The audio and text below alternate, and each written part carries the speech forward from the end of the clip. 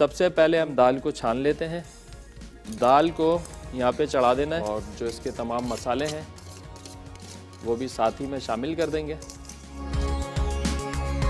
आपने इसमें प्याज डाली स्लाइस करके 1 अदद, लहसुन अदरक का पेस्ट, पिसी हुई लाल मिर्चें, हल्दी, नमक, गरम मसाला पाउडर, पानी डालेंगे।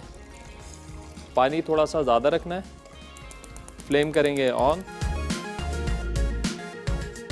और थोड़ा सा इसके अंदर ऑयल शामिल करके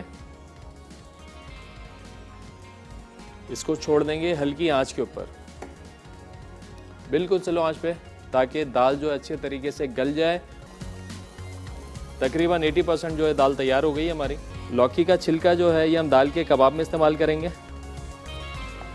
जो ये छिलके निकले हैं सारे, ये छिलके भी हम इसमें डाल देंगे ताकि ये चने की दाल जब तक रेडी हो हमारी, छिलके भी हमारे गल जाएं। लौकी और चने की दाल भी तैयार हो गई हमारी। चने की दाल लौकी लाल मिर्चों के साथ डाल के हमने इसको बॉईल कर लिया था और ये भी हमने पिसवा लिया इसको। अब इसको स्पाइस देंगे सारे। पिसी हुई लाल मिर्चें, अपने टेस्ट के हिसाब से स्पाइस लेवल आप एडजस्ट कर सकते हैं। गरम मसाला पाउडर,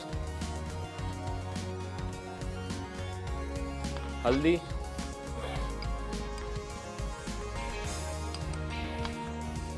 नमक,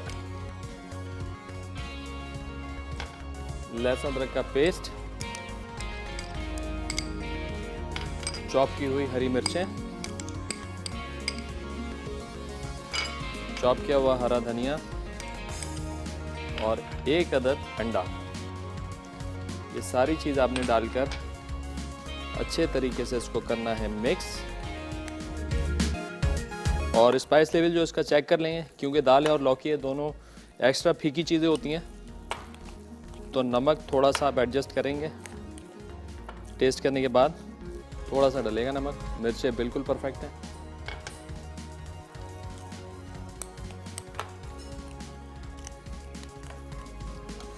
ये लें जी। अब आपने करना क्या है, इसके बनाने हैं कबाब। थोड़ा सा लगाएंगे ऑयल हाथों पर।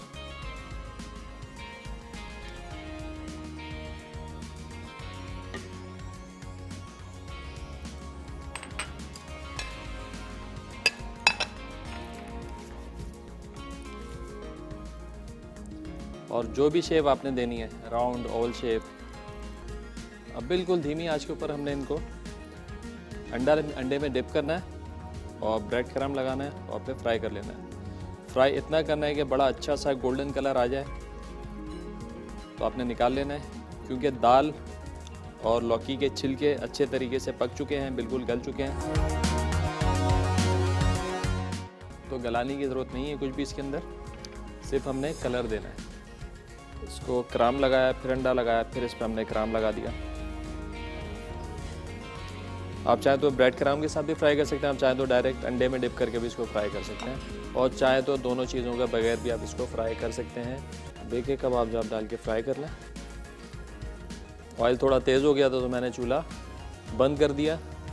इस तरीके से आप ऑयल को जो है उसका टेम्परेचर को मेंटेन कर सकते हैं। अगर ज़्यादा तेज़ हो गया चूल्हा बंद कर दें थोड़ी देर, तो खुद ही वो ठंडा हो जाएगा। बड़े अच्छे से जो है इस पर कलर आ गया। और आप अगर ऐसे करेंगे, बहुत गर्म तेल में इसको डाल देंगे और अचानक से कलर आ जाएगा और फ्राई हो जाएंगे, लेकिन अंदर से आपके कबाब जो ठंडे रहेंगे। इस बात का भी आपने ख्याल रखना है कि जल्दबाजी में आप बहुत गर्म तेल में इसको फ्राई ना कर लें। फाइनली ये कबाब हमारे हो गए हैं तैयार।